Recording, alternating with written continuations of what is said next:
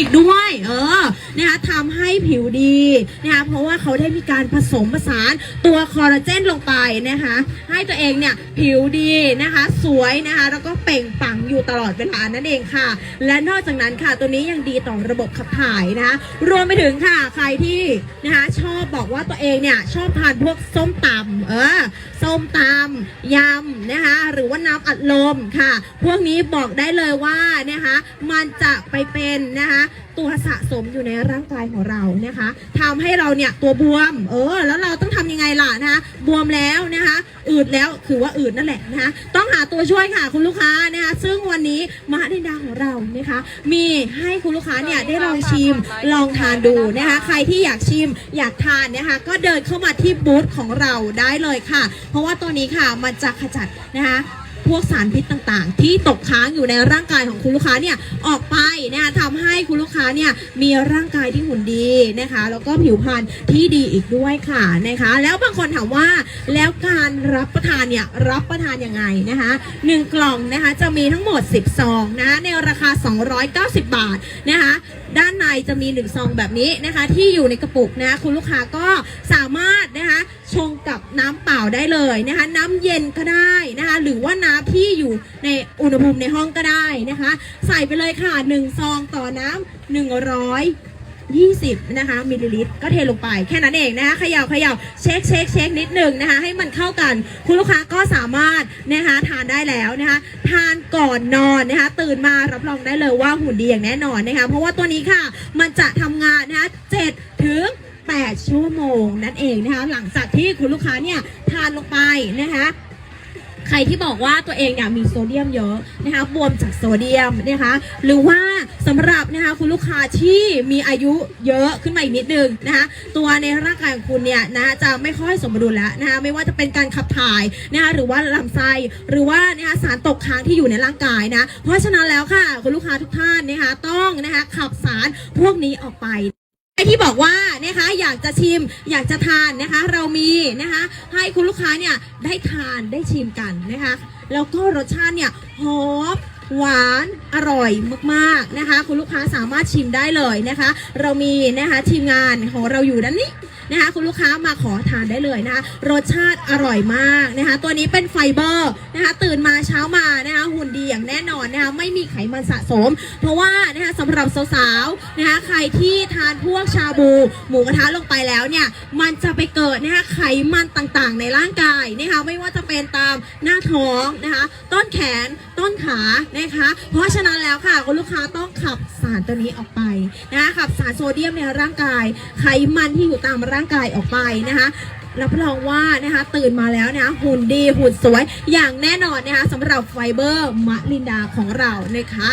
แล้วก็วันนี้ค่ะนะคะมะลินดาของเรามาทั้งทีค่ะนะคะเราก็มีของมาแจกนะคะให้กับคุณลูกค้าทุกท่านนะคะที่ร่วมเล่นเกมร่วมเล่นสนุกกับทางเรานะคะใครที่บอกว่าทานไปแล้วชิมไปแล้วรู้สึกว่าอร่อยจังเลยนะคะอยากจะซื้อกลับไปทานที่บ้านซื้อได้เลยค่ะเราขายในราคา290 บาทแบบนี้นะคะ1กล่องนะคะจะมีทั้งหมด10ซองนะคะอยู่ทางด้านในนะคะใครที่ทานแล้วรู้สึกว่าอร่อยนะคะก็ซื้อกลับไปได้เลยนะคะมาชิมได้เลยนะคะอยู่ทางด้านนี้นะคะแล้วก็ตอนนี้ค่ะนะคะเราเอาแก้วเชคกับมารินดามาแจกให้กับคุณลูกค้าด้วยนะคะบางคนอาจจะยังไม่รู้จักว่ามันคืออะไรตัวนี้เป็นไฟเบอร์นะคะชิมได้นะคะคุณแม่เดินได้นะคะชิมได้เลยนะคะใครอยากชิมมาหยิบได้เลยนะคะอร่อยมากนะคะตัวนี้เป็นไฟเบอร์ทานแล้วหุ่นดีนะคะไม่อ้วนอย่างแน่นอนสามารถคุมหิวได้อีกด้วยนะคะเดี๋ยวตอนนี้ค่ะขออนุญาตแจกดีกว่านะคะเรียกคุณลูกค้าสักหน่อยนะใครที่เดินผ่านไปผ่านมานะคะอยู่แถวบริเวณนี้นะคะอยากร่วมเล่นเกมร่วมเล่นสนุกกับเราก็ได้เลยนะคะหรือว่าคุณพ่อค้าคุณแม่ค้านะคะที่ขายของอยู่แถวบริเวณนี้แล้วก็อยากจะร่วมเล่นเกมกับพวกเราก็เล่นได้นะคะวันนี้เรามีมะลินดามาแจกให้นะคะแบบนี้เป็น1แก้วเชคนะคะพร้อมกับมะลินดา1ซองในนี้เลยนะคะกติกานะคะมีอยู่ว่านะคะลูกค้าคนไหนขอแค่3คนพอนะลูกค้าท่านไหนนะคะที่มีสัญลักษณ์นะคะเป็นสีชมพูเหมือนพวกเราบ้างเสื้อกระเป๋ากางเกงรองเท้าค่ะมารับได้เลยมะรินดา 1 ซองพร้อมกับแก้วเช็คแบบนี้นะคะใครที่มีสัญลักษณ์ในตัวเองเป็นสีชมพูนะคะมารับมารินดาได้เลย1 ซองโอเครับไปเลยค่ะคุณลูกค้านะคะให้แค่3ท่านขออีก2ท่านขออีก2ท่านค่ะขออีก2ท่านอันในกาสีชมพูได้เลยค่ะได้เลยค่ะคุณแม่ขอบคุณค่ะชิมได้ค่ะตัวนี้เป็นไฟเบอร์นะคะสามารถชิมได้เลยต่อไปนะคะชิมได้เลยค่ะตัวนี้เป็นไฟเบอร์อร่อยมากนะคะไม่ปวดบิดอย่างแน่นอนนะคะรับรองว่ารสชาติหอมหวานอร่อยไม่เหมือนกับที่อื่นอย่างแน่นอนนะคะกล้ารับการันตีได้เลยนะคะสำหรับบ้านนี้พี่นี่มันสีม่วง หมดแล้วเดี๋ยวรอบต่อไปนะคะเดี๋ยวรอบต่อไปนะคะอันนี้ขออนุญาตแจกอีก2แก้วนะคะสำหรับคุณลูกค้าท่านไหนค่ะที่เกิดในเดือนนี้บ้างมารับมารินดาไปได้เลยสำหรับคุณลูกค้าที่เกิดในเดือนนี้ค่ะมารับมารินดาไปได้เลยขอดูบัตรประชาชนหน่อยค่ะได้เอามาไหมเอ่ยนะคะมีอีกไหมใครที่เกิดในเดือนนี้บ้างขออีก1 คน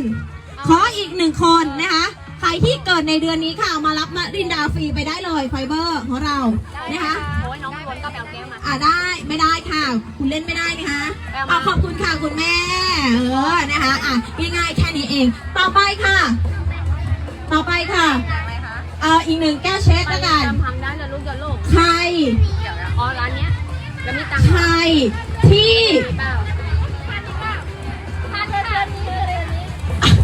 โอเคให้คุณพี่อีกคนหนึ่งนะคะให้คุณพี่อีกคนหนึ่ง3 ท่านต่อไปอีก1 แก้วขออนุญาตแจกอีก1 แก้วนะคะรอบนี้นะคะใครที่รู้ว่าตัวเองมีเหรียญสลึงเดินมาหาหนูทางนี้ค่ะหนูให้ไปเลยมีเหรียญสลึงค่ะมีเหรียญสลึงนะคะโชว์ให้เราดูแค่นั้นเอาไปได้เลยนะคะรอบนี้มีอีกไหมคะด้านหลังได้ไหมว่าหนูไม่รู้ว่าจะเอามาแจ้งเขาด้านนี้ไงพี่เชิญด้านหน้าเลยค่ะมาด้านหน้าเลยค่ะพี่ขามาด้านหน้าเลยค่ะ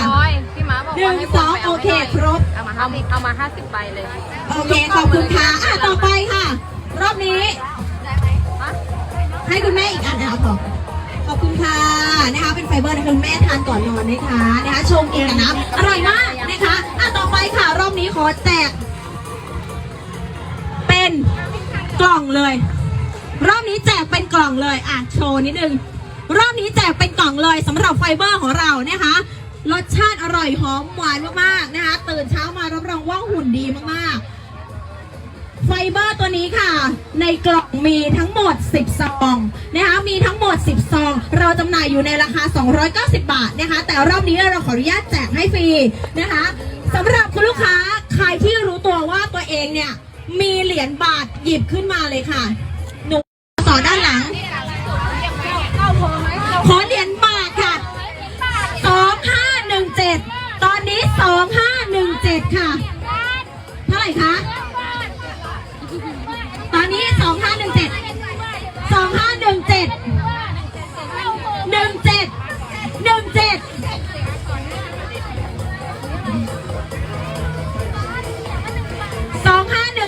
ใช่ไหม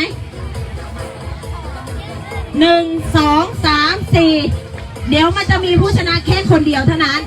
2 5 1 7คุณแม่ขายของตรงไหนคะข้างหลังมีคนหยุดร้านแทนไหมกำลังขายอยู่2 5 1 7ของอะไรนะ2817ก็ได้อะไรนะ25อะไรมันเก่ากันพอสอที่เก่าที่สุดค่ะ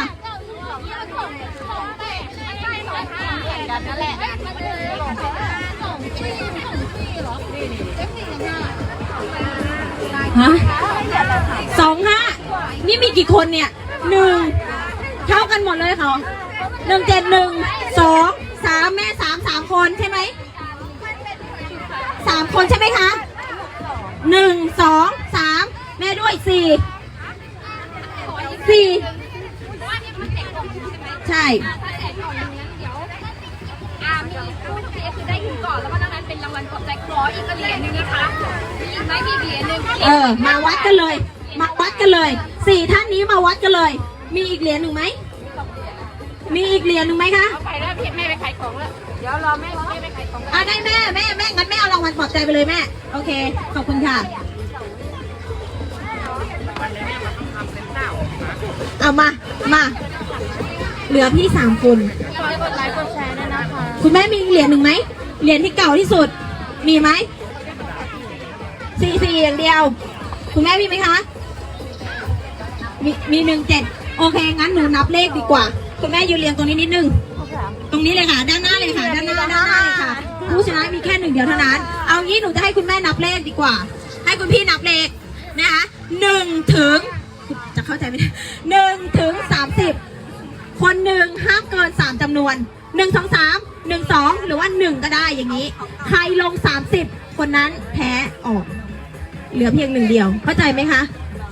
นับ1 ถึง 30 คนหนึ่งห้ามเกิน3จำนวน โอเคนะคะ นับต่อกันเลยนะ อ่ะ ไปค่ะ 1 2 3 4 5 6 7 8 9 10 11 12 13 14 15 16 17 18 19 20 21 22 23 24 26 27 28 29 โอเคคุณแม่ขอรางวัลปลอบใจให้แม่หน่อย นี่ค่ะ ด้านหน้านี่ค่ะ ขอบคุณค่ะเอาเหลือ2 ท่าน เหลือ 2 ท่านอ่ะยืนใกล้ๆกันหน่อย ยืนใกล้ๆกันหน่อยค่ะ เหลือ 2 ท่านนะ ใครนับ30ก่อนออกนะคะ อ่ะ เริ่มค่ะ 1 2 4 3 4 5 6 7 8 9 10 11 12 13 14 15 16 17 18 19 20 21 22 23 24 25 26 27 28 29 30 อ้าวนับ30ทำไม อ้าวเต้งอ้าวคุณแม่คือผู้ชนะนะคะรับทำไม โอเค ขอบคุณค่ะ ใส่เขย่าได้เลยค่ะ ใส่น้ำ120ค่ะคุณแม่แล้วก็เขย่านะคะ ทานก่อนนอนนะคะ ตื่นมาอารมณ์ดีนะคะ เพราะว่าหุ่นดีนั่นเองนะจ๊ะ